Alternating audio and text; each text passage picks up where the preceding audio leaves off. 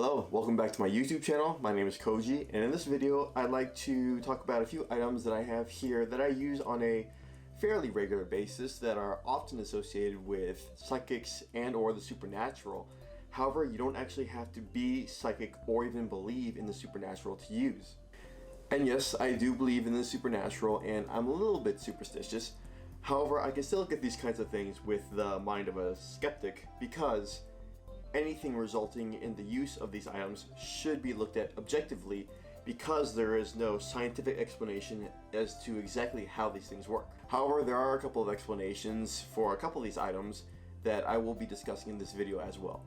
The first item I'd like to talk about are these. These are dowsing rods. These particular items are a little bit less well known today, but the concept behind dowsing rods is that they are used to help people find things. However, nowadays they are used by ghost hunters to communicate with spirits or used as a performance piece for psychics and mediums.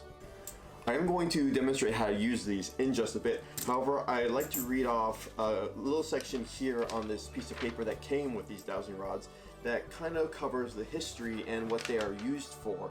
Dowsing is the action of a person or the dowser using a rod, stick, or other device called a dowsing rod, dowsing stick, or divining rod to locate such things as underground water, hidden metal, buried treasure, oil, lost persons, gold, etc. Dowsing has been going on for thousands of years. Cave paintings dating back 8,000 years ago appear to show a forked stick. Ancient pictures of dowsing have been found in Egyptian and Chinese artwork. European miners used it in the 15th century. Eventually, dowsing became known by the church as the work of the devil over time and therefore disappeared from the public view. Peasants needed dowsing to find their water source, so it was done secretly. This is why the Y-shaped stick was used. It could be broken from a bush and destroyed after use.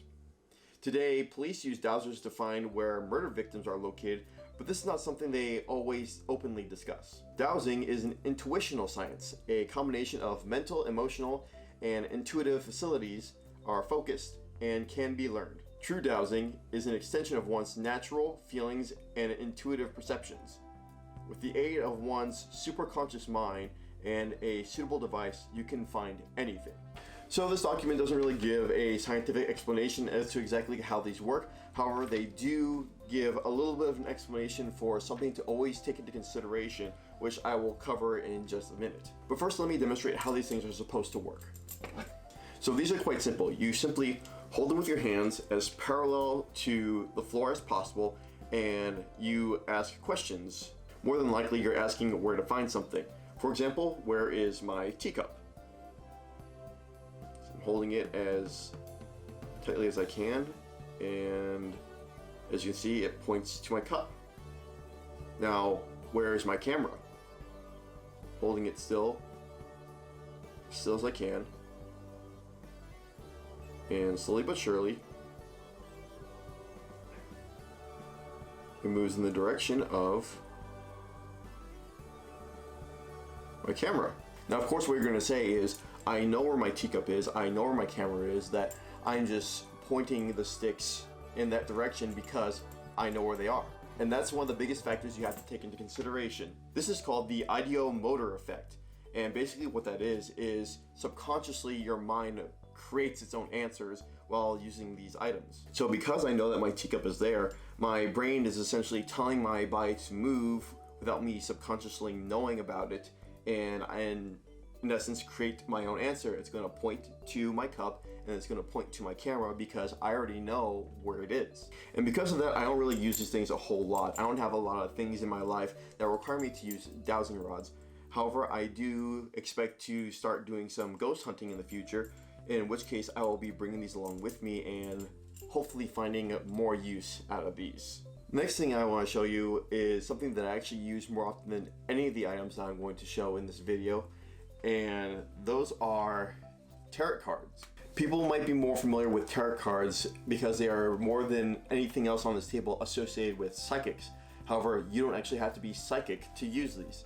Also, these aren't really associated with the supernatural at all, so I usually have friends and family members always agreeing to having me giving them a tarot card reading. This one is my personal favorite deck.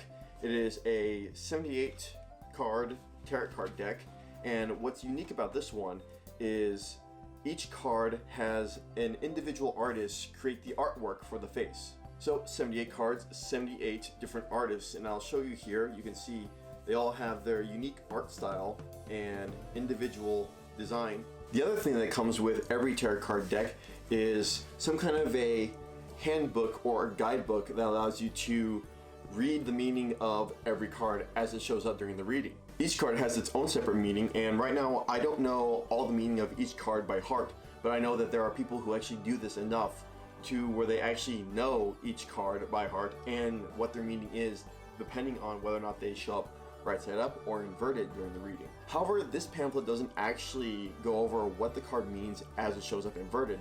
So when I give a reading to people using this deck, I always have to make sure that the cards aren't inverted when I shuffle them, because I won't be able to accurately interpret the reading if they show up that way. However, that's where this deck comes in. Not only is this deck nice and compact, I am able to carry it wherever I go instead of this one, the booklet that comes with this deck actually goes over exactly what the card means as it shows up, whether it's right side up or inverted. So I'm actually able to get a more accurate reading using this deck with other people than I can with my good deck.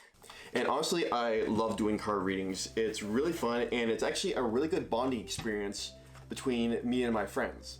And like I mentioned before, you don't have to be psychic to use these. I'm not psychic, or at least I don't think I am, and I use these all the time, and I get some very interesting readings when giving a reading to my friends and family. The last one that I'm going to talk about sees the least amount of use out of all these items, and that is the good old-fashioned Ouija board.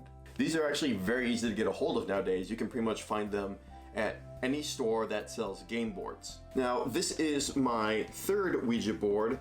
The first one I had was actually shared amongst me and my family members and is now in the possession of my sister, I believe. Normally, this is where I'd make the joke, family that Ouija's together stays together. However, that is not the situation with my family.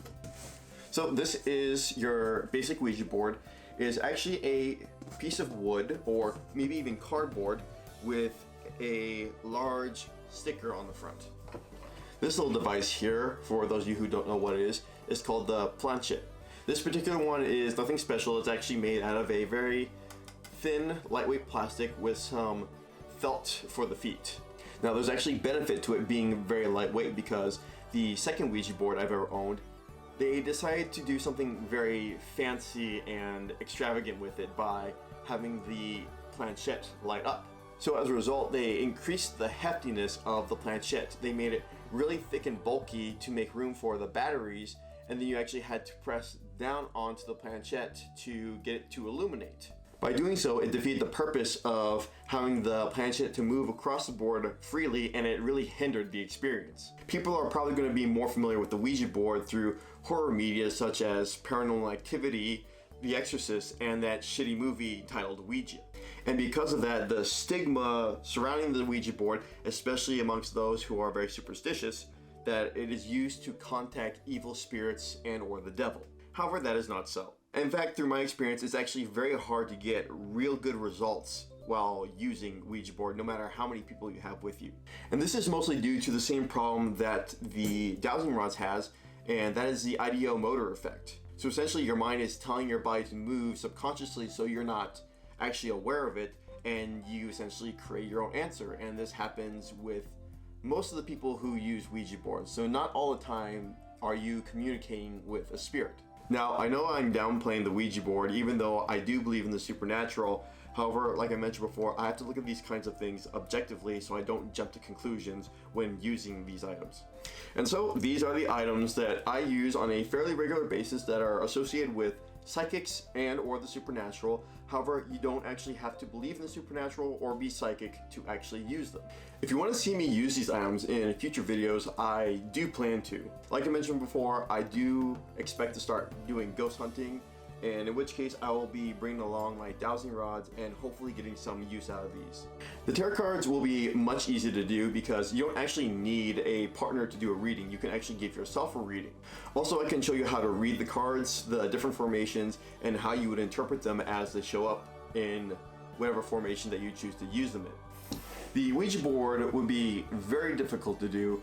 The Ouija board is actually much harder to get results as an individual than you would with multiple people. And there lies the problem. I have a very hard time getting people to agree to use a Ouija board with me, regardless if they are skeptics or extremely superstitious. However, I do plan to go a little bit more in depth on the actual use of a Ouija board. There's a couple of rules that people should follow when using them, regardless of whether or not you are a very strong believer or someone who is very skeptical. But because it'll be very difficult for me to find people who would agree to use a Ouija board with me, I'm afraid this is going to be sitting on the sidelines for a very long time. And that is all I have for this video. Thank you for taking time to watch it. I really appreciate it, and I hope you'll come back in the next one. Take care now.